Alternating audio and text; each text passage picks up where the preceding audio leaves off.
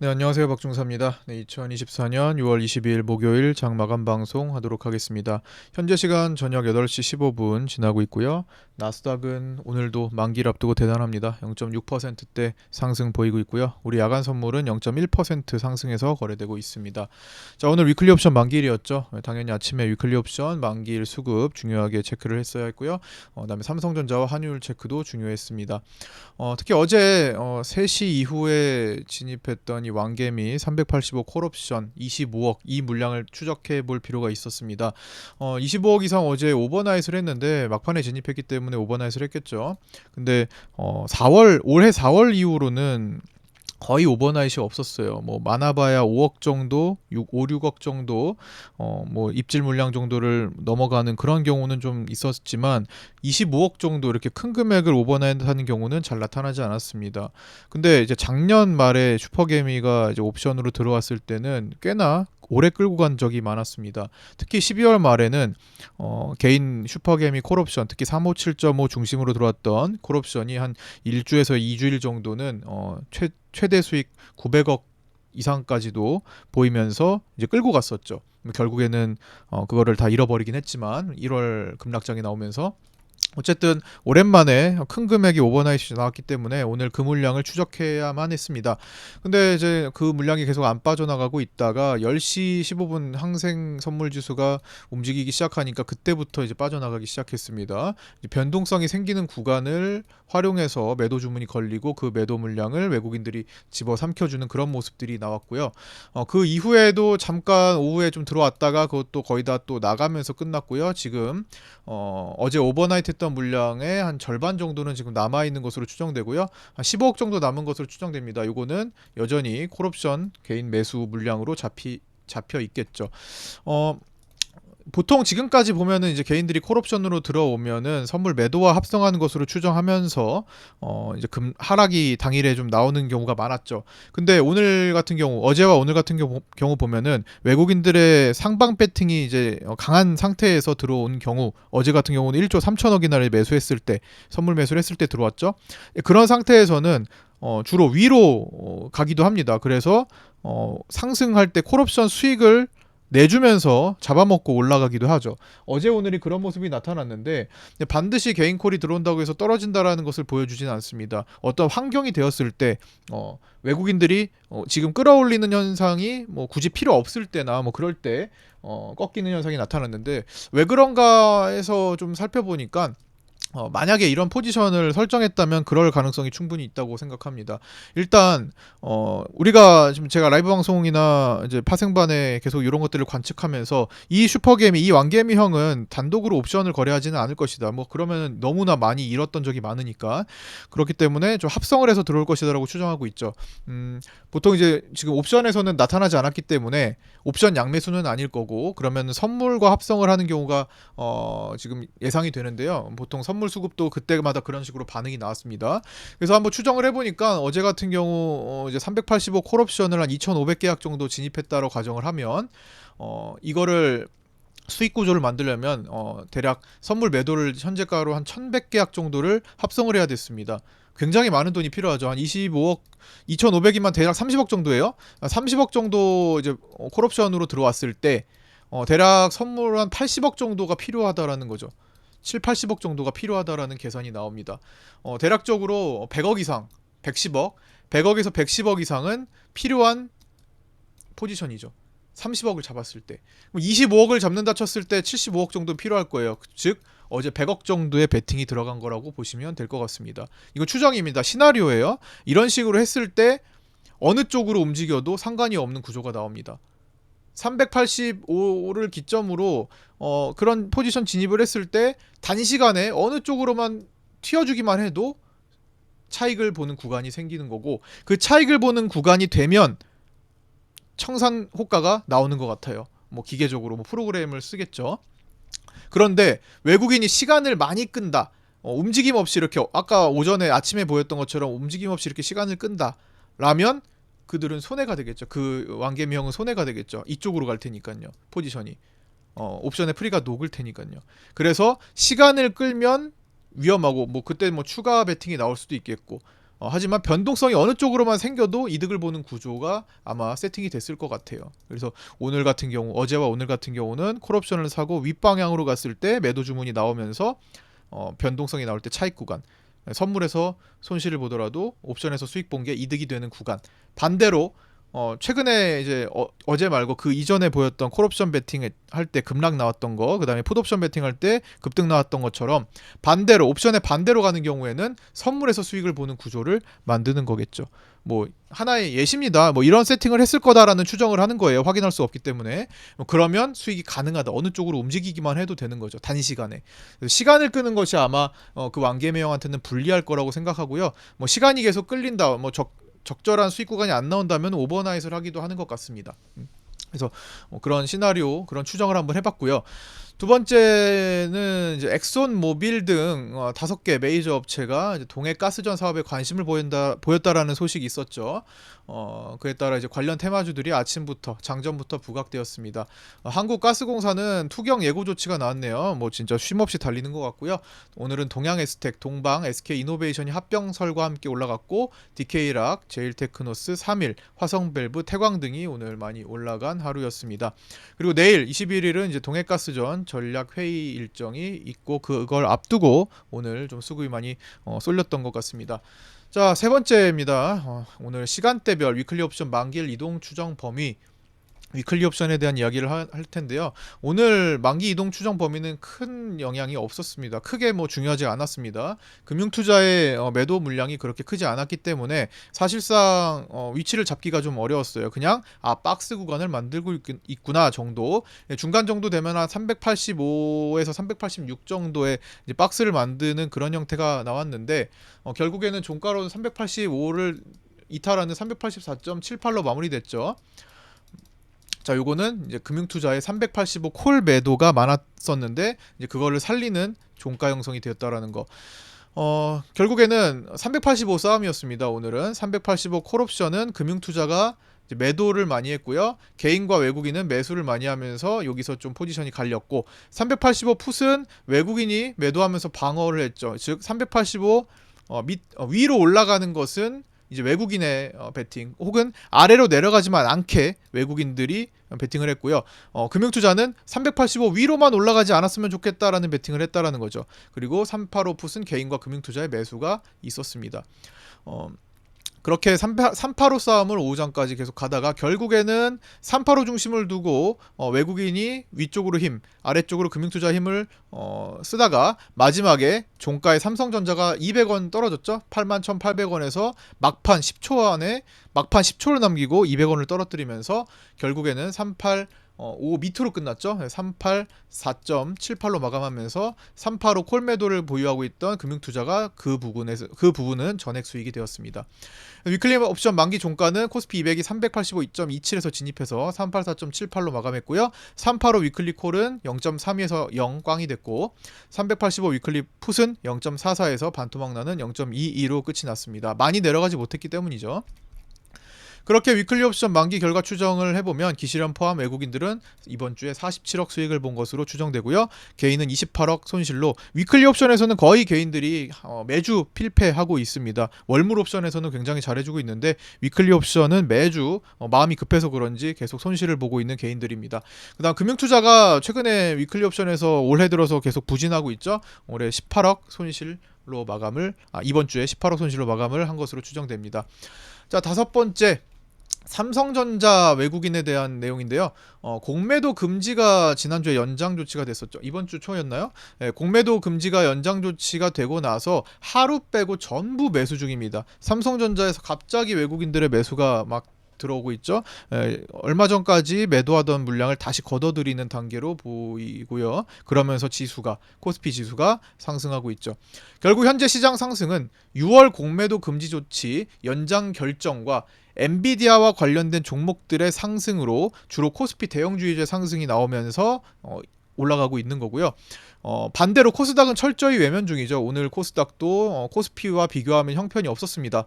코스닥 지난번에 875 그 올해의 자리가 875라고 말씀드렸죠. 그 875 자리를 지난번에 또 한번 막힌 상태에서 또 막혔죠. 그러고 나서 지금 중요한 850선 자리를 헤매고 있습니다. 여기서 지키지 못하면 코스닥이 위험한 상태가 됩니다. 이 자리를 이제 사수하지 못하면 지금 며칠째 그 자리에서 꼬리를 달고 있죠.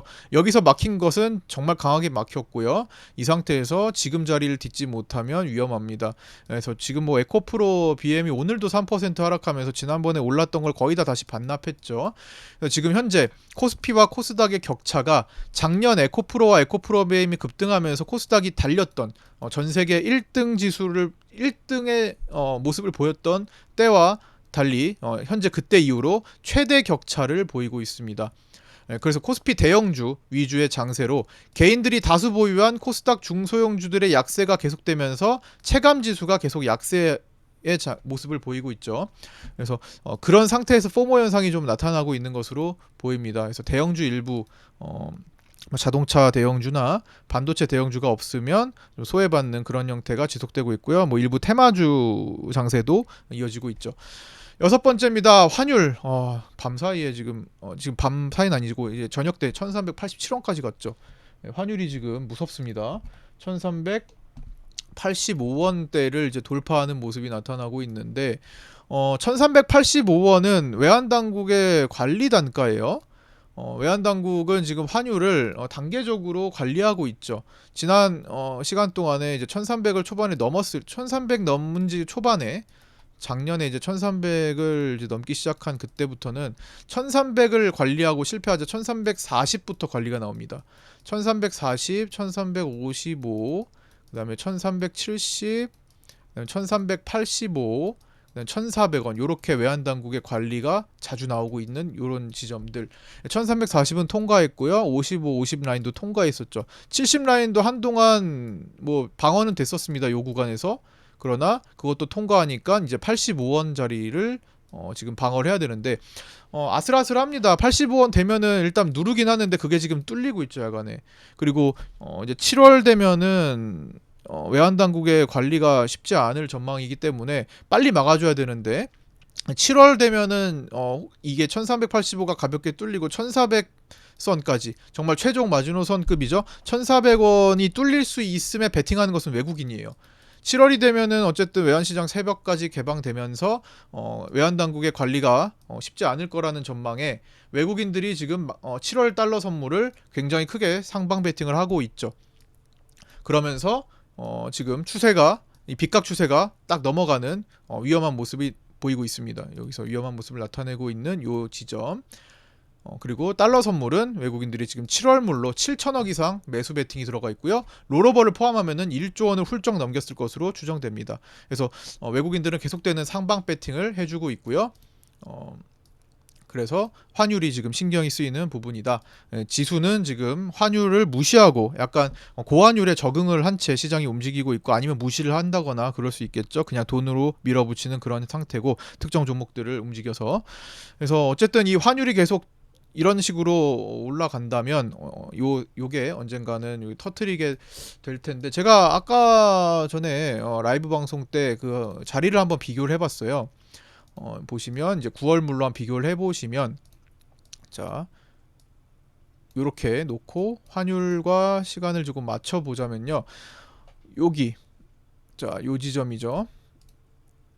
요 지점 여기 하락장 때 여기 1월이구나. 여기서부터 볼게요. 여기 하락장 때가 환율이 여기서 급등할 때입니다. 4월이죠. 여기서 급등할 때. 요렇게 시간이 맞고요. 그 다음에 환율이 또 여기서 상승할 때가 있었죠. 여기서 상승할 때가 여기 하락장이랑 겹칩니다. 시간이.